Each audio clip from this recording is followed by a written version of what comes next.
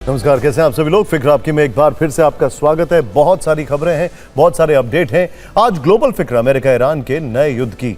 America ने Iran के महत्वपूर्ण पोर्ट पर हमला किया तो जवाब में ईरान ने अमेरिकी बेस को टारगेट किया। सवाल यह है कि दोनों देशों में सीज फायर क्या सिर्फ नाम के लिए है? बात पाकिस्तान की परमाणु परीक्षण की बरसी पर पीएम शहबाज शरीफ और असीम मुनीर की फौज दोनों ने भारत का नाम लेकर धमकी दी है। पाकिस्तान भूल गया कि खुद उसके परमाणु हथियार एक आतंकी मुल्क होने के नाते कितने असुरक्षित हैं। और पाकिस्तान के रक्षा मंत्री ख्वाजा आसिफ ने एक बड़ा सच कबूला है। उन्होंने एक टीवी इंटरव्यू में माना है कि उनके पूर्वज हिंदू थे जो बाद में कन्वर्ट हो गए।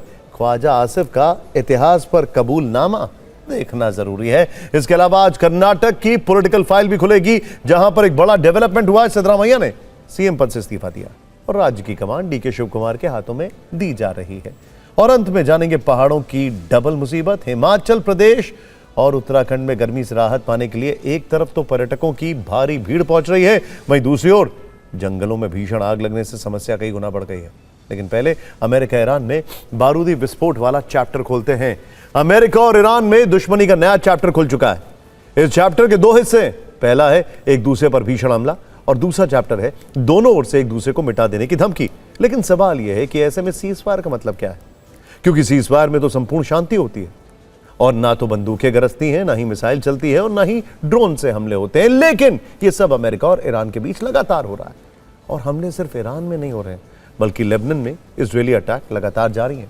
इजरायली फौज लेबनान के काफी अंदर तक के इलाकों पर कब्जा कर रही है, जबकि समझौते वाले प्रस्ताव की पहली महत्वपूर्ण शर्त ही यही थी कि पहले अटैक बंद होंगे, उसके बाद बातचीत होगी। लेकिन नए हमलों से खाड़ी में महायुद्ध की आहट भी सुनाई दे रही है। दरअसल कल अमेरिका के राष्ट्रपति डोनाल्ड ट्रंप ने 26 मार्च के बाद पहली बार कैबिनेट की मीटिंग बुलाई थी। ये मीटिंग काफी देर तक चली। इस मीटिंग में उच्च अधिकारियों के साथ देर तक ट्रंप ने ईरान पर जरूरी बातें की। हम सबको यह लग रहा था कि शायद अब सीज फायर खत्म होकर शांति आ जाएगी, सीज फायर एक परमानेंट सीज फायर हो जाएगा, युद्ध खत्म हो जाएगा। लेकिन भारतीय समय के अनुसार 3:30 बजे सेंटकॉम अचानक हरकत में आ गया। अमेरिकी सेना ने 72 घंटे में दूसरी बार ईरान के सबसे महत्वपूर्ण और रणनीतिक बंदर अब्बास पोर्ट को दहला दिया। बंदर Abbas port straight of Hormuz के बिल्कुल करीब में है। वहां ईरान के नेवल बेस है, ईरान की मिसाइल साइट्स, ईरान की माइंस बिछाने वाली बोट्स का बेड़ा है जो कि चाइनीज क्रूज मिसाइलों से लैस है। वहां एयर डिफेंस सिस्टम तैनात है। और इसी बंदर अब्बास पोर्ट में ईरान के चुनिंदा सैन्य ठिकानों पर अमेरिकी सेना ने एक नहीं बल्कि 13 बार अटैक किए।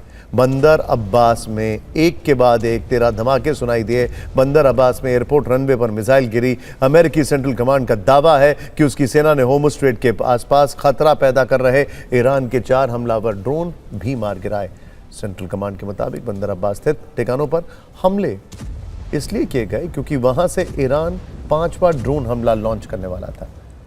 इससे पहले सोमवार को ईरानी मिसाइल ठिकानों और होर्मुज स्ट्रेट में बारूदी सुरंगें बिछाने की कोशिश कर रही नावों को निशाना बनाया गया है। और दोनों ही बार बंदर अब्बास को निशाना बनाने पर अमेरिका ने कहा था कि यह कार्रवाई आत्मरक्षा में की गई है, जबकि ईरान का कहना है कि अमेरिका तेहरान को जानबूझकर उकसाना चाहता है।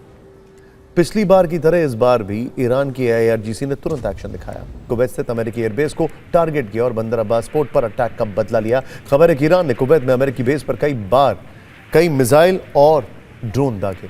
ईरान का दावा है कि कुवैत बेस से ही बंदर अब्बास पर अमेरिकी सेना ने हमला किया था। ईरान के जवाबी अटैक के बाद कुवैत एयरबेस पर भारी तबाही दिखी। हालांकि कुवैत प्रशासन की ओर से बाद में दावा किया गया कि ईरान के 90% हमले आसमान में ही नाकाम कर दिए गए थे। IRGC ने कुवैत के अलावा फारस की खाड़ी में मौजूद अमेरिकी बेस को टारगेट किया। वहां भी हमले के बाद विनाश दिखा।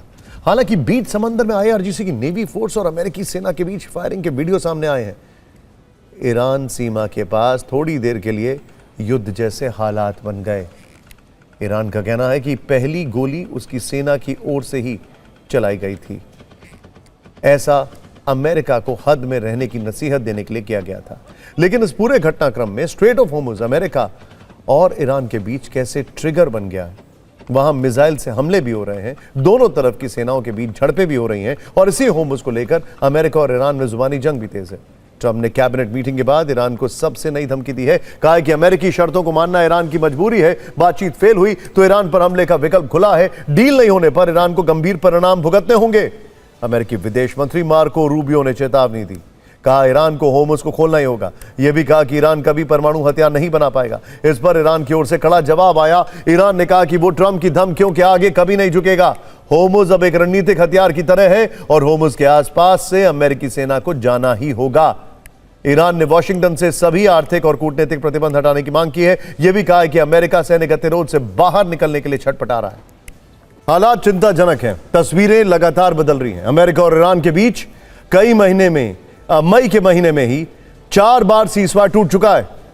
सबसे पहले 3-4 मई की रात अमेरिका ने ईरान के द्वीपों और तटीय इलाकों पर हमला किया। इसके बाद 7 और 8 मई को भी ईरान की 3 बंदरगाहों पर अटैक हुए। 25 मई ईरानी मिसाइल ठिकाने और होर्मुज स्ट्रेट में बारूदी सुरंगें बिछाने की कोशिश कर रही नाव को निशाना बनाया गया और फिर कल रात आत्मरक्षा का बहाना बनाकर एक बार फिर बंदर अब्बास को टारगेट किया गया है। स्ट्रेट ऑफ होर्मुज अब तनाव के केंद्र में। यहां लगातार हमले हो रहे हैं, लगातार हमले हो रहे हैं और यह हमले भीषण युद्ध का कारण भी बन सकते हैं, क्योंकि बंदर अब्बास जैसे रणनीतिक ठिकाने पर हमले ईरान के लिए बड़ी चोट है। लेकिन अमेरिका बार बार बंदर अब्बास को ही टारगेट क्यों कर रहा है? इसकी एक वजह है होर्मुज पर कंट्रोल। बंदर अब्बास होर्मुज स्ट्रेट के सबसे सकरे हिस्से पर है।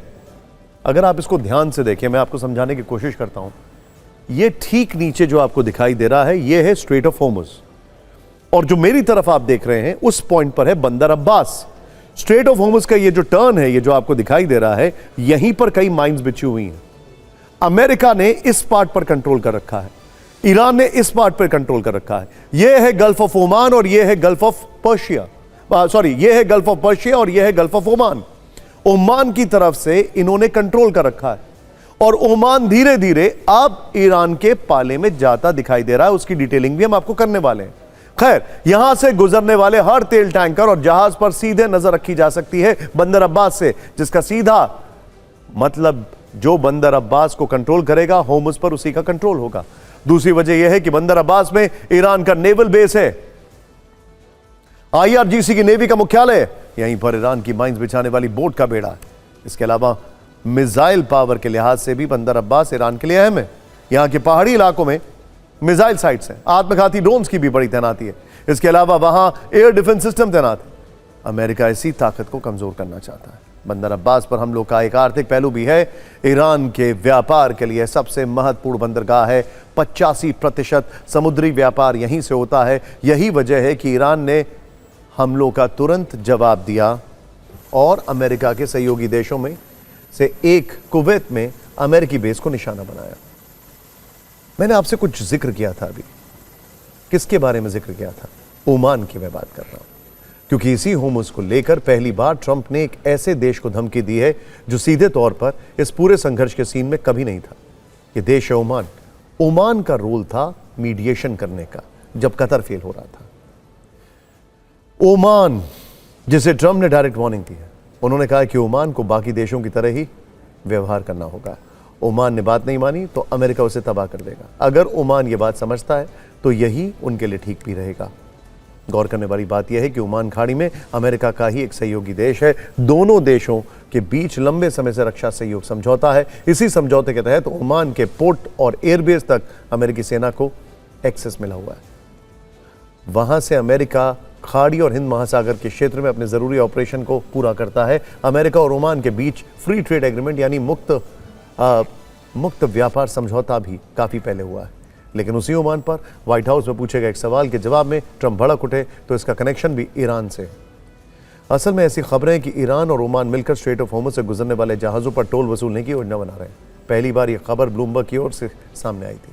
इसके बाद न्यूयॉर्क टाइम्स ने भी दोनों देशों के वार्ताकारों में शामिल कुछ सूत्रों के हवाले से दावा किया था कि ईरान और ओमान में यह चर्चा होर्मुज से गुजरने पर सीधे टोल टैक्स लगाने की नहीं थी, बल्कि जहाजों से सेवाओं के बदले शुल्क लेने के प्रस्ताव पर थी।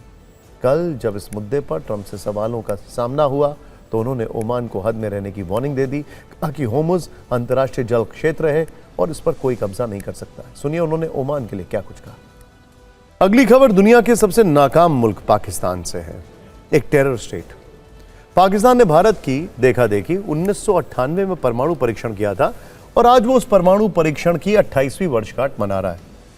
सोचिए, ये वो मुल्क है जिसमें जुल्फिकार अली भुट्टो ने कहा था कि घास खा के जी लेंगे लेकिन परमाणु बम जरूर बनाएंगे। ये इनकी प्रायोरिटीज। खैर, घास ही खा रहे हैं। वैसे पाकिस्तान की सरकार के पास अपने लोगों को देने के लिए ज्यादा कुछ नहीं है, तो वो अवाम को सपने बेचती है, उसकी उम्मीदों का सौदा करती है और जनता की थाली में झूठा इतिहास परोसती है। इस परमाणु परीक्षण की वर्षगांठ पर भी पाकिस्तान की सरकार ने कुछ ऐसा ही किया। उसने अपनी उपलब्धि को बड़ा बताने के लिए भारत के नाम का सहारा लिया। इतना ही नहीं, पाकिस्तान के प्रधानमंत्री शहबाज शरीफ ने भारत को धमकी भी दी। उन्होंने कहा कि 28 मई 1998 को भारत के परमाणु परीक्षणों के जवाब में पाकिस्तान ने सफलतापूर्वक परमाणु परीक्षण किए, जिससे दुनिया को यह स्पष्ट संदेश गया कि पाकिस्तान अपनी रक्षा और संप्रभुता से कभी समझौता नहीं करेगा। यहां पर शहबाज शरीफ जिस संप्रभुता से समझौता ना करने की बात कर रहे हैं, उसे न जाने कितनी बार वो गिरवी रख चुके हैं। इसी संबोधन में शहबाज शरीफ ने आगे क्या कहा, यह दिन इस बात का गवाह है कि अल्लामा मोहम्मद इकबाल और कायद आजम मोहम्मद अली जिन्ना द्वारा स्थापित अल्लाह का बनाया गया मुल्क मजबूत और सुरक्षित हाथों में। सोचिए, जिस देश की सरकार कभी सुरक्षित नहीं रही, वो देश भला सुरक्षित हाथों में कैसे रह सकता है। आपको बता दें कि 1947 में जब पाकिस्तान बना तो उस दिन से लेकर अब तक पाकिस्तान में कोई भी प्रधानमंत्री अपना 5 साल का कार्यकाल पूरा नहीं कर पाया। पहले प्रधानमंत्री को तो गोली मार दी गई, कभी सेना सरकार को हटा देती है, तो कभी भ्रष्टाचार के मामले में पीएम को जेल भेज दिया जाता है। ऐसे में शहबाज शरीफ का यह कहना कि मुल्क की सुरक्षा मजबूत हाथों में है, ये गले से नहीं उतरती, खासकर तब जब ये बात परमाणु हथियारों के संदर्भ में कही जा रही हो। आपको बता दें कि इस वक्त दुनिया के जितने भी देशों के पास परमाणु हथियार हैं, उनमें एकमात्र पाकिस्तान ऐसा देश है जो परमाणु हथियारों के मामले में सबसे ज्यादा गैर जिम्मेदार माना जाता है। आर्म्स कंट्रोल एसोसिएशन के मुताबिक पाकिस्तान के पास इस वक्त 170 परमाणु हथियार हैं, जो पूरी दुनिया के लिए चिंता की बात है। दरअसल भारत और पाकिस्तान दोनों परमाणु शक्ति संपन्न देश हैं, दोनों के पास परमाणु बम है, लेकिन दोनों देशों की सोच बिल्कुल अलग है। आपको बता दें, भारत की नो फर्स्ट यूज पॉलिसी है। भारत की परमाणु नीति एकदम साफ है, लिखित और दुनिया के सामने। नो फर्स्ट यूज यानी पहले इस्तेमाल ना करने की नीति। मतलब यह कि भारत कभी किसी देश पर पहले परमाणु हमला नहीं करेगा, बल्कि जवाबी कार्रवाई में परमाणु हथियारों का इस्तेमाल कर सकता है। यानी भारत परमाणु बम को युद्ध शुरू करने का नहीं, बल्कि युद्ध रोकने का हथियार मानता है। भारत की यही नीति दुनिया को भरोसा देती है और इसी कारण भारत को जिम्मेदार परमाणु शक्ति कहा जाता है। लेकिन पाकिस्तान को देखें तो उसकी कोई स्पष्ट परमाणु नीति नहीं है। उसने कभी दुनिया के सामने आधिकारिक परमाणु नीति जारी नहीं की, जिसका मतलब है कि वो परमाणु हथियारों को अंतिम विकल्प के रूप में नहीं देखता है, बल्कि उसके लिए यह युद्ध के बीच में इस्तेमाल किए जाने वाला हथियार भी हो सकता है। यही वजह है कि पाकिस्तान के नेता बार बार परमाणु धमकी देते हुए सुनाई देते हैं। और इंटरेस्टिंग बात क्या है, अमेरिका में कई ऐसी रिपोर्ट्स पब्लिश हो चुकी हैं, रिसर्च पेपर्स आ चुके हैं, जहां पर कहा गया है कि पाकिस्तान के जो न्यूक्लियर एसेट्स हैं वो सेफ नहीं है, वहां के आतंकी उन पर कब्जा कर सकते हैं। खैर, कभी संसद में, कभी टीवी इंटरव्यू में और कभी अंतर्राष्ट्रीय मंचों पर। यहां पर आपको एक दिलचस्प बात बताते हैं। अहमद शरीफ चौधरी पाकिस्तानी सेना के मीडिया विंग ISPR के मौजूदा प्रमुख हैं। अक्सर पाकिस्तानी सेना की प्रेस कॉन्फ्रेंस को वही संबोधित करते हैं। इनको इंडियन मीडिया से बड़ा प्यार है, बहुत ज़्यादा। ये अपने मुल्क से ज़्यादा इंडियन मीडिया को मॉनिटर करते हैं। अहमद शरीफ चौधरी के पिता सुल्तान बशीरुद्दीन महमूद पाकिस्तान के वरिष्ठ परमाणु वैज्ञानिक हुआ करते थे, तो पाकिस्तान के परमाणु कार्यक्रम में अहम भूमिका निभा चुके थे। लेकिन जब अमेरिका पर 9/11 का हमला हुआ तो बशीरुद्दीन महमूद के बारे में ऐसी जानकारी सामने आई जिसने पूरी दुनिया को सन्न कर दिया। पता चला कि उन्होंने उसामा बिन लादेन से मुलाकात की थी और अलकायदा को परमाणु तकनीक बेचने की कोशिश की थी। बाद में FBI ने महमूद से पूछताछ की, जिसमें उन्होंने उसामा से मिलने की बात स्वीकार की। इस घटना से पूरी दुनिया को समझ में आ गया कि पाकिस्तान के परमाणु कार्यक्रम और वहां के आतंकी संगठनों के बीच कभी भी गठबंधन हो सकता है। इसीलिए पूरी दुनिया पाकिस्तान के पास परमाणु हथियार होने से चिंतित है। सब लोग जानते हैं कि पाकिस्तान और आतंकवाद एक दूसरे के पर्याय है। पाकिस्तान की धरती ने अनेकों आतंकियों को जन्म दिया और कई आतंकियों की वो कर्मभूमि रही है। अलकायदा का उसामा बिन लादेन एबटाबाद में मिला, जिसे पूरी दुनिया ने देखा।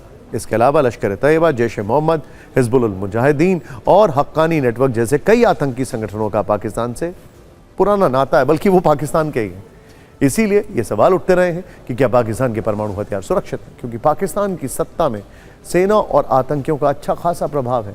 ऐसे में अगर कभी कोई आतंकी संगठन पाकिस्तान की सत्ता पर काबिज हो गया तो उसके हाथ में परमाणु हथियारों का बटन होगा, जो दुनिया कभी नहीं चाहेगी। इसीलिए कई एक्सपर्ट्स ये भी कहते हैं, मैं नहीं कह रहा हूं, कई एक्सपर्ट्स कहते हैं कि आज भी पाकिस्तान के परमाणु हथियार जो है वो अमेरिका के सुपरविजन में है, ऐसा कई एक्सपर्ट्स कहते हैं।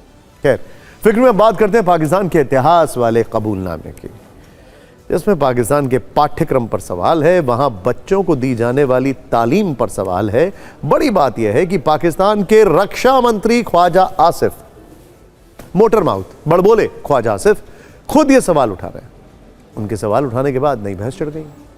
आप पहले ये जानिए ख्वाजा आसिफ ने ऐसा क्या कह दिया जिसकी वजह से अब पाकिस्तान को सच से सामना करना पड़ रहा है। उनका पहले बयान सुनाएंगे आपको, उनके बयान की 5 बड़ी बातों को हम आपको बताते हैं। पाकिस्तान के रक्षा मंत्री ने कहा कि वहां बच्चों को गलत इतिहास पढ़ाया जा रहा है। पाकिस्तान में हिंदू शासकों को इतिहास से लगभग मिटा दिया गया है। सम्राट चंद्रगुप्त मौर्य और सम्राट अशोक को पाकिस्तान में इतिहास की किताबों से हटा दिया गया क्योंकि वो हिंदू थे। ख्वाजा आसिफ ने यह भी माना कि उनके पूर्वज हिंदू थे। ख्वाजा आसिफ ने पाकिस्तान के इतिहासकारों पर सवाल उठाते हुए कहा कि बच्चों को पढ़ाई जाने वाली किताबें ऐसे लोगों ने लिखी जिन्होंने आने वाली पीढ़ियों को एक एक खास मानसिकता में ढालने की कोशिश की। बड़ी बात यह है कि पाकिस्तान के रक्षा मंत्री, जो हमेशा भारत विरोधी नफरती बातें करते हैं, धमकियां देते हैं, पाकिस्तान के बड़े बड़े मंत्री, नेता और अधिकारी हिंदुओं के खिलाफ जहर उगलते रहते हैं, वहां के रक्षा मंत्री अपने पूर्वजों को हिंदू बता रहे हैं। मुस्लिम आक्रांता मोहम्मद गजनवी को मुस्लिमों का कातिल बता रहे हैं। यहाँ पाकिस्तान के असली चरित्र का जिक्र भी ज़रूरी है। इससे आप समझ सकते हैं कि ख्वाजा आसिफ जो बात कह रहे हैं उसे पाकिस्तान की सरकार कितनी गंभीरता से ले रही है। पाकिस्तान के पंजाब प्रांत की मरियम नवाज सरकार ने लाहौर में 9 इस्लामिक जगहों के नाम बदलने की घोषणा की। मकसद था इतिहास को करेक्ट करना, इन जगहों के मूल नाम को प्राथमिकता देना, लेकिन कट्टरपंथियों के विरोध के बाद यह फैसला वापस लेना पड़ा। उदाहरण के लिए लाहौर के इस्लामपुरा का नाम कृष्णनगर, सुन्नत नगर का नाम संत नगर करने की तैयारी थी, लेकिन यह फिर साबित हो गया कि पाकिस्तान में सरकार का रिमोट कट्टरपंथियों के हाथ में है। सवाल है कि क्या पाकिस्तान के मंत्री की बात पाकिस्तान के कट्टरपंथी हजम कर पाएंगे। खैर, अब बात करते हैं कुछ बड़े पॉलिटिकल डेवलपमेंट की। वर्क इन प्रोग्रेस अब नहीं दिखाई दे रहा है, अब लग रहा है कि एवरीथिंग इज सेटल्ड। देखते हैं फिक्र की पॉलिटिकल फाइल। आज की सबसे बड़ी सियासी खबर कर्नाटक से, जहां कांग्रेस नई लीडरशिप को विरासत सौंपने जा रही है। राज्य में पार्टी के कद्दावर नेता और मुख्यमंत्री सिद्धरामैया इस्तीफा दे चुके हैं। ऐसे संकेत हैं कि नंबर 2 की हैसियत रखने वाले डिप्टी सीएम डीके शिवकुमार को कुर्सी मिलने वाली है। तस्वीरें देखें, क्रोनोलॉजी देखें, सब एक्सप्लेन कर रहे हैं। 2 दिनों से जो खबरें सूत्रों से चल रही थी, आज उसकी पुष्टि हो गई। ये 4 तस्वीरें आज सुबह से वायरल है। सीएम सिद्धरामैया और डिप्टी सीएम शिवकुमार गर्मजोशी से गले मिलते दिखे। डीके ने पैर छूकर उनका आशीर्वाद लिया। आज सिद्धरामैया ने अपने आवास पर मंत्रियों के साथ ब्रेकफास्ट मीटिंग की। इसी दौरान बंद कमरे में दोनों की अलग से मुलाकात हुई। क्लोज डोर मीटिंग के वक्त सभी मंत्री कॉन्फ्रेंस रूम में इंतजार कर रहे थे। सीएम और डिप्टी सीएम की अकेले में हुई यह मीटिंग लगभग आधे घंटे तक चली। फिर ये तस्वीरें निकल कर आई जिनमें आप देखेंगे कि एक सीएम अपने डिप्टी सीएम से गले मिल रहे हैं, तो डिप्टी सीएम पैर छूकर उनसे आशीर्वाद ले रहे हैं। नाश्ते की टेबल पर भी दोनों अलग अगल बगल ही बैठे। राजनीति में तस्वीरें बहुत कुछ कहती हैं। कई बार जो बातें कही नहीं जाती उनका इशारा तस्वीरों के जरिए दिया जाता है। शिवकुमार का सिद्धरामैया के पैर छूना महज सम्मान नहीं बल्कि संदेश देने की कोशिश है कि कर्नाटक में नेतृत्व परिवर्तन सहमति से हो रहा है, स्मूथ ट्रांजिशन है, पार्टी में कोई मतभेद नहीं है, ऑल इज वेल का संदेश देने की कोशिश है। यह प्रयास सिद्धरामैया के समर्थकों को साधने और उनकी नाराजगी पर पानी छिड़कने का भी है। इन तस्वीरों को पोस्ट करते हुए कर्नाटक कांग्रेस ने लिखा, एकता हमारी शक्ति और जनसेवा हमारा संकल्प है। मंत्रियों के साथ अपने आवास पर ब्रेकफास्ट मीटिंग में ही सिद्धरामैया ने कह दिया कि वो त्यागपत्र देने जाने, लेकिन इससे पहले वो सबका धन्यवाद करना चाहते थे। दोपहर 3 बजते बजते उनका इस्तीफा हो गया। लोक भवन जाकर उन्होंने अपना इस्तीफा सौंप दिया। राज्यपाल के विशेष सचिव ने कहा कि रेजिग्नेशन मिल चुका है, लेकिन इसे गवर्नर ही मंजूर कर सकते हैं।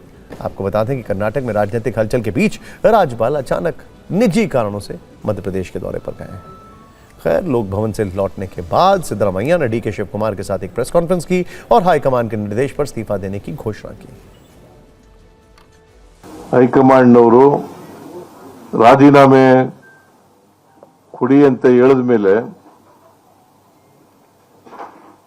ನಾನು ನಾಳಿದ್ದು ರಾಜೀನಾಮೆ ಕೊಡ್ತೀನಿ ಅಂತ ಹೇಳಿದೆ. ಅಂದ್ರೆ ಈ ಒಂದು ರಾಜ್ಯಪಾಲರು ನನ್ನ ರಾಜೀನಾಮೆ ಪತ್ರವನ್ನು ಅವರು ಬಂದ ಮೇಲೆ ಅಂಗೀಕಾರ ಮಾಡ್ತಾರೆ ಅಂತೇಳಿ ಸಂಪೂರ್ಣ ವಿಶ್ವಾಸ ಇದೆ. ಈಗ ಹೈಕಮಾಂಡ್ನವರು ನನಗೆ ರಾಜ್ಯಸಭಾಕ್ಕೆ ಹೋಗಿ ಅಂತ ಹೇಳಿದ್ರು. ರಾಜ್ಯಸಭಾಕ್ಕೆ ಹೋಗಿ ಅಂತ ಹೇಳಿದ್ರು. ನಾನು ರಾಷ್ಟ್ರ ರಾಜಕಾರಣದಲ್ಲಿ ನನಗೆ ಆಸಕ್ತಿ ಇಲ್ಲ, राज्य राजकारणदಲ್ಲೇ ಇರ್ತೀನಿ. डीके शिव कुमार का सीएम बनना तय माना जा रहा है, बस औपचारिक ऐलान होना बाकी है। आलाकमान से किए गए वादे पर खरा उतरते हुए सिद्धरामैया ने कर्नाटक के मुख्यमंत्री पद से इस्तीफा देकर शिव कुमार के लिए रास्ता बना दिया है। सूत्रों का कहना है कि चूंकि संदेश सीधे राहुल गांधी की ओर से आया, इसीलिए वो पद छोड़ने के लिए तैयार हो गए। उनके इस्तीफे के बाद अब राज्य कांग्रेस में बदलाव और सिद्धा के भविष्य को लेकर चर्चा तेज है। सवाल है कि सिद्धरामैया क्या करेंगे, वो विधायक बने रहेंगे या फिर दिल्ली की राजनीति में सक्रिय होंगे। इसकी इनसाइड रिपोर्ट आपको बताते हैं। हमारे संवाददाता कुमार विक्रांत को सूत्रों से पता चला है कि सिद्धरामैया भले ही पद छोड़ने को तैयार हो गए, लेकिन उन्होंने अपनी शर्तें भी प्रभारी महासचिव रणदीप सुरजेवाला को बता दी हैं। इसके बाद सुरजेवाला ने उनसे दिल्ली चलने और राहुल गांधी के सामने अपने बात रखने का प्रस्ताव दिया है। ऐसे में अब दोनों दिल्ली आएंगे, जहां उनकी मुलाकात राहुल गांधी से होगी। सूत्रों के मुताबिक सिद्धरामैया ने शर्त रखी है कि उनके करीबी मंत्रियों को बरकरार रखा जाए और उनके विभागों से कोई छेड़छाड़ ना हो, यानी मंत्रालय ना बदला जाए। उनके बेटे का भविष्य का ख्याल रखा जाए, जिस पर आलाकमान पहले ही अच्छे विभाग देकर कैबिनेट मंत्री बनाने को तैयार है। अब तक डिप्टी सीएम और प्रदेश अध्यक्ष रहे डीके शिव कुमार सीएम बनेंगे तो अध्यक्ष का पद उनके समर्थक को दे दिया जाए। डिप्टी सीएम बनाए जाने की सूरत में उनकी राय को प्रमुखता दी जाए।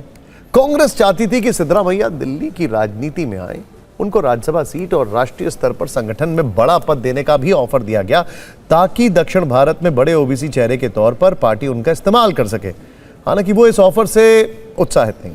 सिद्धरामैया के मुताबिक कांग्रेस आलाकमान ने उन्हें राज्यसभा की सीट ऑफर की, लेकिन उन्होंने इनकार कर दिया। सिद्धरामैया ने कहा कि राष्ट्रीय राजनीति में उनकी कोई रुचि नहीं है, वो राज्य की राजनीति में बने रहेंगे। उनके पास अब भी विधायक रहते हुए 2 साल का कार्यकाल बाकी है, यानी शुरुआती तौर पर सिद्धरामैया दिल्ली की राजनीति से किनारा कर रहे हैं और कर्नाटक की पॉलिटिक्स में ही डटे रहना चाहते हैं। हालांकि राहुल गांधी से मुलाकात के बाद उनका रुख क्या है रहता है, ये बड़ा इंटरेस्टिंग होगा। अब सवाल है कि कांग्रेस का गेम प्लान क्या है। सिद्धरामैया जैसे कद्दावर जननेता और ओबीसी चेहरे को बीच में हटाने के पीछे की रणनीति क्या है। कर्नाटक में 2028 में विधानसभा चुनाव है। ऐसे में पार्टी अभी से राजनीतिक गणित और समीकरण मजबूत करना चाहती है। नई टीम के पास परफॉर्म करने के लिए 2 साल का वक्त होगा। यह लगभग तय है कि चेहरा शिव कुमार ही होंगे। आखिर पार्टी उन पर दांव क्यों खेलने जा रही है, इसे समझते हैं। सिद्धरामैया ओबीसी चेहरा है, जबकि डीके वो कलिंगा समुदाय से आते हैं, यानी कांग्रेस के लिए नेतृत्व परिवर्तन दुधारी तलवार की तरह दिख रहा है। कर्नाटक में 224 विधानसभा सीटें हैं, जिनका फैसला मुख्य रूप से 5 बड़े वोट बैंक करते हैं। लिंगायत समुदाय, इनकी आबादी 17% है। उत्तर और मध्य कर्नाटक में इनका दबदबा है। 70 सीटों पर इनका प्रभाव माना जाता है। ये बीजेपी के वोट बैंक माने जाते हैं। वो कलिका समुदाय, इनकी आबादी 15% है। ओल्ड मैसूरू रीजन में इनका वर्चस्व है। 70 से 80 सीटों पर इनका प्रभाव माना जाता है। इस वोट बैंक पर जेडीएस और कांग्रेस दोनों का असर है। राज्य में मुस्लिम 13% है। तटीय और शहरी क्षेत्रों में निर्णायक माने जाते हैं। 40 सीटों पर इनका असर माना जाता है। मुख्य रूप से कांग्रेस के वोटर हैं। कुर्बा समुदाय की आबादी 8% है। ये राज्य भर में फैले हुए हैं। सिद्धरामैया इसी समुदाय से आते हैं। इनका झुकाव कांग्रेस की तरफ माना जाता है। Excuse me. अनुसूचित जाति की आबादी 17% है। अनुसूचित जनजाति की आबादी 7% है। दोनों पूरे राज्य में फैले हुए हैं। ये बटा हुआ वोट बैंक है, लेकिन दोनों समुदायों में कांग्रेस की पकड़ मजबूत मानी जाती है। कर्नाटक में नेतृत्व परिवर्तन को लेकर कांग्रेस की सबसे बड़ी चिंता सिद्धरामैया और उनके मजबूत अहिंदा फॉर्मूले को लेकर रही है। अहिंदा का मतलब क्या है, आइए समझते हैं। ए का मतलब है अल्पसंख्यक, हिंद का मतलब है हिंदुलित्व, ये कन्नड़ शब्द है, इसका मतलब है पिछड़ा वर्ग। इस फॉर्मूले में डीए का मतलब है दलित। सिद्धरामैया ने अहिंदा का पावरफुल समीकरण तैयार किया। माना जाता है कि यह वर्ग मिलकर 40% से अधिक वोटों को प्रभावित करता है। कांग्रेस की दुविधा यह भी थी कि अगर सिद्धरामैया को अचानक हटाया जाता तो कुर्बा और पिछड़ा वर्ग नाराज हो सकता था। इसीलिए लीडरशिप में बदलाव इत्मीनान और बिना शोर शराबे के हुआ। शायद इसीलिए सिद्धरामैया और डीके शिव कुमार आज गले मिलते दिखे। डीके उनके पैर छूते नजर आए और सिद्धरामैया ने खुद इस्तीफे का ऐलान किया। अब कांग्रेस ये मानकर चल रही है कि इससे सिद्धरामैया के अहिंदा फॉर्मूले और डीके शिव कुमार के वोकालिंगा समीकरण को साथ लेकर वोटों की नई शक्ति हासिल करना आसान होगा। पार्टी के भीतर ये समझ बनी कि लंबे समय तक कर्नाटक में मजबूत बने रहने के लिए सिर्फ अहिंदा वोट बैंक काफी नहीं है। दक्षिण कर्नाटक के वोकालिंगा वोटों में भी पकड़ मजबूत बनानी होगी, जिसमें डीके शिव कुमार कामयाबी दिला सकते हैं। कांग्रेस का मानना है कि डीके शिव कुमार के मुख्यमंत्री बनने से वोकालिंगा समुदाय का बड़ा हिस्सा सीधे कांग्रेस से जुड़ सकता है। यानी डीके के जरिए कांग्रेस जेडीएस के वोकालिंगा वोट बैंक को कमजोर करने की रणनीति पर काम कर रही है, जिससे बीजेपी जेडीएस गठबंधन की सबसे मजबूत कड़ी को तोड़ा जा सके। बीजेपी जहां लिंगायत वोटों पर पकड़ बनाए हुए, वहीं जेडीएस वोकालिंगा राजनीति की धुरी रही है। ऐसे में कांग्रेस वोकालिंगा सीएम के दांव चलकर दक्षिण कर्नाटक में अपनी पकड़ मजबूत करना चाहती है, जहां वोकालिंगा वोट बैंक हार जीत में निर्णायक है। डीके शिव कुमार को गांधी परिवार का करीबी माना जाता है। राजनीति के जानकार बताते हैं कि 2023 में कर्नाटक में मिली जीत में उनकी बड़ी भूमिका रही। वो ट्रबल शूटर के तौर पर देखे जाते हैं। हालांकि तब उन्हें डिप्टी सीएम पद से संतोष करना पड़ा था, लेकिन यह वादा था कि 2.5 साल के बाद उन्हें मुख्यमंत्री बनाया जाएगा। हालांकि वक्त थोड़ा ज्यादा लग गया और उन्हें 3 साल का इंतजार करना पड़ा। इसके पीछे एक वजह सिद्धरामैया की एक विशेष इच्छा को माना जाता है। ऐसा कहा जाता है कि सिद्धरामैया सबसे लंबे समय तक कर्नाटक के मुख्यमंत्री रहने का रिकॉर्ड बनाना चाहते थे। 8 साल तक सीएम रहकर उन्होंने ये रिकॉर्ड अपने नाम कर लिया। इससे पहले यह रिकॉर्ड देवराज उर्स के नाम था, जिनका कार्यकाल लगभग 7 साल 239 दिनों का रहा। खैर, वापस डीके शिव कुमार पर आते हैं। डीके शिव कुमार को कांग्रेस का बेहतरीन रणनीतिकार, संकट मोचक और आक्रामक प्रशासक माना जाता है। कांग्रेस आलाकमान के लिए डीके हमेशा संगठन और संसाधनों के मजबूत स्तंभ रहे। उनके सीएम बनने से संगठन मजबूत होगा और संसाधन बढ़ेंगे। डीके शिव कुमार वोकालिंगा समुदाय से आते हैं। उनके जरिए ओल्ड मैसूरू रीजन में बीजेपी जेडीएस के मजबूत वोकालिंगा गठजोड़ को तोड़ा जा सकता है। शिव कुमार के सामने बड़ी चुनौती होगी सिद्धरामैया खेमे को संतुष्ट रखना और अहिंदा कुर्बा वोट बैंक को कांग्रेस के साथ बनाए रखना, जिसका मैनेजमेंट वो विधानसभा चुनाव में दिखा चुके हैं। डीके शिव कुमार वोकालिंगा समुदाय से आते हैं। कर्नाटक में अब तक 7 मुख्यमंत्री वोकालिंगा सीएम हुए हैं।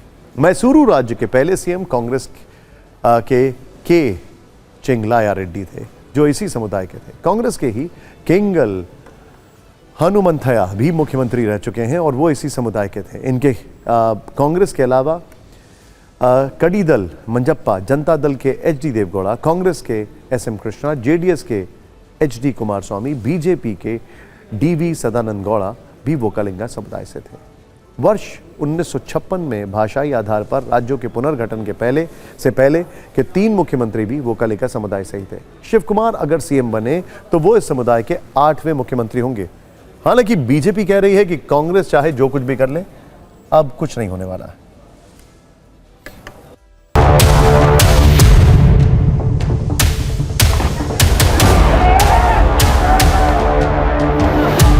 Siddhamaya Saab is one of the tallest leaders of Karnataka state, and he is a good administrator. He is a mass leader, and today just because High Command has taken a decision to make a way for others, and he has obliged the High Command, and in the interest of the party, he has taken a decision.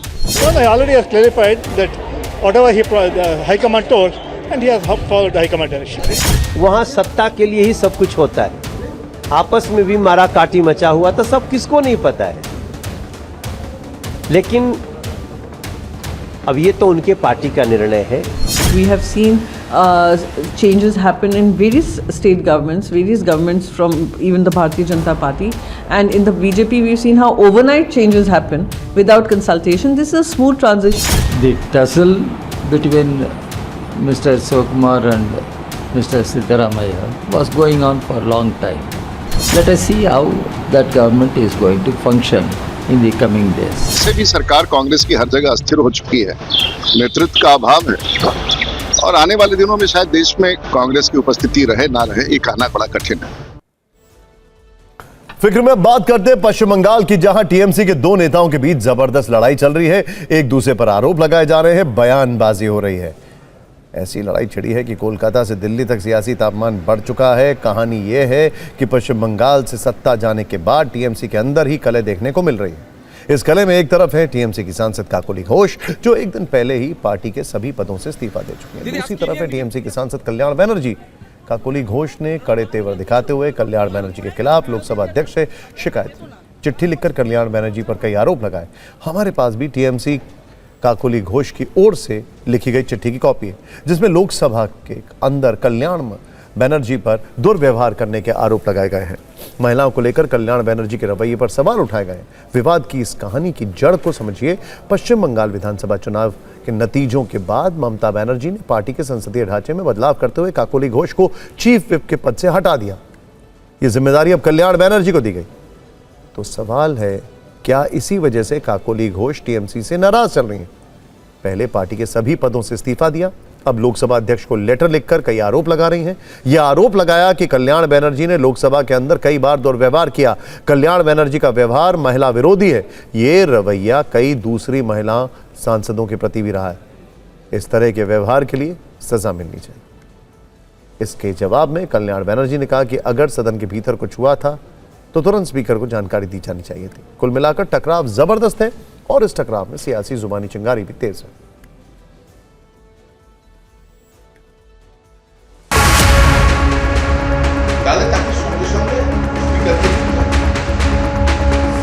सदन ने अरे मौखिक दुर्व्यवहार किया तो उस time क्यों नहीं स्पीकर को बोला? अभी जो एलिगेशन है वो तो भेज एलिगेशन है। इसको क्या हम उत्तर देंगे? किसको बोला है, कब बोला है? हमारा सोच है उनका कुछ मनसा है, तो मनसा फिलअप करने के लिए वो ये सब कर रहा है। इसके बारे में ममता बनर्जी खुद बोल सकते, मैं नहीं बोल सकता हूँ। दोनों के काम के बारे में मेरा बहुत कुछ बोलना है। ये जब चीफ व्हिप बनते केवल खुद ही बोलते हैं, दूसरे को बोलने नहीं देते। उन लोग का आपस का मामला है, ज्यादा बोलना नहीं चाहते हैं, लेकिन कल्याण को भी सोच समझ के बात करना चाहिए।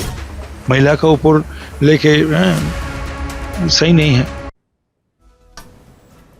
और फिक्र में अब चलते हैं अरुणाचल प्रदेश, ईटानगर में। Arunachal Pradesh indigenous youth organisation के 24 घंटे का बंद का असर दिखा। इस दौरान ज्यादातर दुकानें बंद रहीं, सड़कों पर बहुत कम गाड़ियां नजर आईं। हालांकि सुप्रीम कोर्ट के निर्देश का हवाला देते हुए डीएम ने बंद को गैर कानूनी घोषित किया। प्रशासन ने बीएनएस की धारा 163 लगाते हुए ये चेतावनी दी थी कि अगर इसका उल्लंघन हुआ तो कड़ी कार्रवाई की जाएगी। इसके बावजूद अवैध मस्जिदों, घुसपैठियों और अवैध अप्रवासियों के मुद्दे पर APIYO संगठन के बंद का असर दिखा। ज्यादातर दुकानों के शटर बंद दिखे। पुलिस ने भरोसा दिया था कि लोग बिना डरे अपनी दुकानें खोल सकते हैं, लेकिन इस अपील का लोगों पर कुछ खास असर नहीं दिखा। बकरीद के दिन बंद को देखते हुए पुलिस ने राजधानी ईटानगर में सुरक्षा के कड़े इंतजाम किए थे। सुरक्षा व्यवस्था बनाए रखने के लिए बंद में शामिल कुछ आयोजकों को हिरासत में लिया। वहीं APIYO संगठन का कहना है कि अरुणाचल प्रदेश में अवैध बांग्लादेशियों के खिलाफ संगठन का अभियान 2023 से जारी है और उसका उद्देश्य स्थानीय समुदायों के डेमोग्राफिक इंटरेस्ट की रक्षा करना है। संगठन के मुताबिक अवैध बांग्लादेशियों की पहचान करने और उन्हें निकालने का अभियान 3 साल से जारी है। यह अरुणाचल प्रदेश की डेमोग्राफी को देखते हुए वहां बड़ा मुद्दा बन चुका है। APIYO संगठन का यह भी कहना है कि निर्जुली नहार लागुन इलाके में मदरसों और मस्जिदों की वैधता को लेकर उसने कई बार चिंता जताई, लेकिन कोई कार्रवाई नहीं हुई। इसीलिए मजबूरी में उन्हें बंद का आह्वान करना पड़ा। सीएम पेमा खांडू ने कहा कि इस तरह से बंद बुलाना किसी समस्या का समाधान नहीं है। साथ ही उन्होंने ऐसे संगठनों को सलाह दी है कि वो अपने तमाम मुद्दों को वार्ता के जरिए सुलझा सकते हैं। देखो, ये डरना आपका बहुत गलत फहमी है। आज भी देखो, आप दुकान भी खोल सकते थे, लेकिन आपने नहीं खोला। लेकिन हमारा पुलिस का या किसी का ड्यूटी नहीं बनता कि आपको जबरदस्ती खुलाए, और आपका मर्जी है। It is your choice, it is your freedom. किसी पर्टिकुलर रिलीजन को, किसी पर्टिकुलर फेस्टिवल को, चाहे वो क्रिश्चियन का हो, मुस्लिम्स का हो, हिंदूज का हो, बुद्धिस्ट का हो, या अपना यहाँ ट्रेवल्स का हो, आप एक पर्टिकुलर रिलीजन को क्यों टारगेट करते हो? और फिक्र में बात उर्दू गजल के संजीदा शायर बशीर बद्र की, जो अब इस दुनिया में नहीं रहे। बशीर बद्र सिर्फ गजलें नहीं लिखते थे, वो इंसानी रिश्तों का टूटना, मोहब्बत और जिंदगी की थकान को शब्द देते थे। शायद यही वजह है कि उनके शेर किताबों से निकलकर लोगों की रोज़मर्रा की ज़ुबान का हिस्सा बन गए। अब वो हमारे बीच नहीं है, लेकिन उनकी आवाज़ हर उस दिल में ज़िंदा रहेगी जिसने कभी मोहब्बत की हो या किसी अपने को याद किया हो। वो करीब 14 वर्षों तक डिमेंशिया की गिरफ्त में रहे, जिससे उनकी याददाश्त कमज़ोर होती चली गई। मगर उनके शेर ऐसे हैं कि कभी कोई नहीं भूलेगा। कभी कभी कोई शायर जाता नहीं, वो बस महफिल से उठकर भाषा के भीतर बैठ जाता है। मशहूर शायर बशीर बद्र अब व्यक्ति नहीं रहे, वो एक आवाज बन गए हैं। 91 वर्ष की उम्र में उनके जीवन की शाम हो गई। आज लगता है जैसे उनका यह शेर इसी दिन के लिए लिखा गया था। उजाले अपनी यादों के हमारे साथ रहने दो, न जाने किस गली में जिंदगी की शाम हो जाए। 1987 के मेरठ दंगों में जब उनका घर जला तो उनकी बहुत सी ऐसी रचनाएं भी राख हो गईं जो छपी नहीं थीं। लेकिन बशीर बद्र की खासियत थी कि वो नफरत के धुएं से भी मोहब्बत को बचा लेते थे। उन्होंने अपने जले हुए घर की राख से शेर निकाला। बशीर बद्र 1935 में अयोध्या में पैदा हुए थे। उन्होंने अलीगढ़ मुस्लिम विश्वविद्यालय से अपनी उच्च शिक्षा और पीएचडी पूरी की और वहां उर्दू के प्रोफेसर के तौर पर सेवाएं दी। उन्होंने गजल को डिक्शनरी के मुश्किल शब्दों से निकालकर ड्राइंग रूम, मोहल्ले, हॉस्टल और टूटे हुए दिलों की जेब में रख दिया। वो दुनिया की मजबूरियां समझते थे, इसीलिए बड़ी आसानी से कह गए, कुछ तो मजबूरियां रही होंगी, यूं ही कोई बेवफा नहीं होता। शिमला समझौते के समय तत्कालीन प्रधानमंत्री इंदिरा गांधी ने पाकिस्तान के जुल्फिकार अली भुट्टो को बशीर बद्र का लिखा एक शेर सुनाया था, जो इस तरह से था। जिंदगी के आखिरी दिनों में डिमेंशिया के चलते उनकी गजलें उनकी याददाश्त से फिसलने लगी थीं। उन्हें अपनी रचनाएं मुश्किल से याद आती थीं। डिमेंशिया जैसी बीमारी एक शायर के लिए सिर्फ बीमारी नहीं होती, ये अपने ही भीतर बनी क्रिएटिव लाइब्रेरी में अंधेरा भर जाने जैसा दुख है। लेकिन उस अंधेरे में भी उनके शेर गूंजते रहे। अब वो शेर जिंदगी में इतने घुल मिल गए हैं कि हर दूसरे मौके पर सुनाई दे जाते हैं। फलसफा देखिए, जिस आदमी का घर दुनिया ने जलाया, उसने हमारी भाषा और स्मृतियों में अपना ऐसा स्थायी घर बना लिया जिसे कोई छीन नहीं सकता। बशीर साहब हमारी आपकी जुबान पर हमेशा धड़कते रहेंगे। और इस वक्त पहाड़ों पर 2 सायरन बज रहे हैं, जिसमें एक आपके लिए मुश्किलों और चुनौतियों से भरा है तो दूसरा डराने वाला है। उत्तराखंड से हिमाचल तक तमाम जगहों पर भयंकर जाम से पहाड़ों का इकोसिस्टम क्रैश होने का खतरा है। तो अब जंगलों में लगी आग से भी ये पहाड़ तप रहे हैं। इस आग की तपन को कई टूरिस्ट प्लेस पर महसूस किया जा सकता है। पहले जंगलों में लगी आग की बात करते हैं। आग के कारण कई जगह हालात गंभीर हो चुके हैं। जंगलों की आग के रिहायशी इलाकों तक पहुंचने का खतरा बढ़ गया है। आग को बुझाने के लिए कुछ इलाकों में वायुसेना की मदद लेनी पड़ रही है। इसमें उत्तराखंड के कुमाऊं और गढ़वाल के कई इलाके हैं। नैनीताल के पास के कई क्षेत्र के जंगल जलते जा रहे हैं। ऐसी ही स्थिति अल्मोड़ा के आसपास के कुछ हिस्सों में भी बनी हुई है। चमोली में भी इस अग्नि संकट से हालात खराब हैं। तो लैंसडाउन तक भी इस आग का असर देखा जा सकता है, जहां तापमान में काफ़ी इजाफा हुआ है। इसी तरह हिमाचल में शिमला से कसौली तक के कई जंगल आग की चपेट में है। कसौली में हालात बेकाबू होने पर आग बुझाने के लिए एयरफोर्स के हेलीकॉप्टर की मदद लेनी पड़ी। उधर हिमाचल के मंडी में जंगलों में लगी आग का असर देखने को मिल रहा है। ये तस्वीरें नैनीताल की हैं, जहां आसपास के इलाकों में जंगल आग की वजह से धधक रहे हैं और ये आग कई हिस्सों में बढ़ती जा रही है। हालांकि वन विभाग और दमकल विभाग की टीम इसे कंट्रोल करने में लगी है। टेहरी के पोखाल रेंज में आने वाले स्यूरी गांव के आसपास भी जंगल में ज़बरदस्त आग देखी गई है। दोपहर में तेज़ हवाओं के कारण यह आग और तेज़ी से फैलने लगी, जिससे गाँव में अफरा तफरी का माहौल बन गया। इससे पहले भी टेहरी में आग की कई घटनाएँ हुई, जिस पर कंट्रोल कर लिया गया था। उत्तराखंड के साथ हिमाचल में भी स्थिति चिंताजनक है। शिमला के पास रिझाना गांव में भी जंगल की आग ने लोगों को काफ़ी परेशान किया है। हालांकि वन विभाग की मदद से स्थानीय लोगों ने आग पर काबू पा लिया। इस आग की वजह से शिमला में के तापमान में बढ़ोतरी देखी गई है। सोलन के भी कुछ जंगलों में भयंकर आग लग गई है, जिस पर स्थानीय प्रशासन, वन विभाग और फायर ब्रिगेड की टीमें काबू नहीं कर पाई हैं, जिसके बाद भारतीय वायुसेना की मदद लेनी पड़ी। हालांकि अब दावा है कि कसौली के जंगलों में भी आग को लगभग शांत कर दिया गया है। वैसे जंगल की आग वाला यह चैप्टर सिर्फ उत्तराखंड हिमाचल तक ही सीमित नहीं है, बल्कि ऐसी ही स्थिति जम्मू में भी देखी जा रही है। उधमपुर के रामनगर में के जंगलों में भी कई दिनों से भीषण आग लगी हुई है। जिसे अब तक बुझाया नहीं जा सका है। उत्तराखंड से हिमाचल तक जंगलों में आग किस तरह अपना रौद्र रूप दिखा रही है, इस स्क्रीन में देखिए।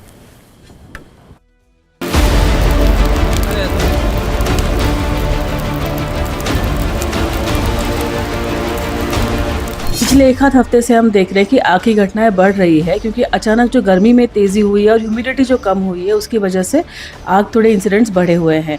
परंतु हमारे लिए एडवांटेज है कि उससे पहले जो बारिश हो रही थी, जो नमी बनी हुई थी, उससे ग्रीन ग्रास बनी हुई है हर जगह पे, तो आग स्प्रेड इतनी ज़्यादा नहीं हो रही है, हम उसको कंट्रोल कर पा रहे हैं। टूरिस्ट के लिए यही मैसेज है कि अगर आप रोड के साइड में कहीं पे आग देख रहे हैं तो काइंडली आप इमरजेंसी नंबर से, डिजास्टर नंबर से उनको आप कॉल कर सकते हैं। दूसरा, आप स्वयं रोड पे मैच स्टिक या ऐसी कोई आग की सिचुएशन क्रिएट ना करें।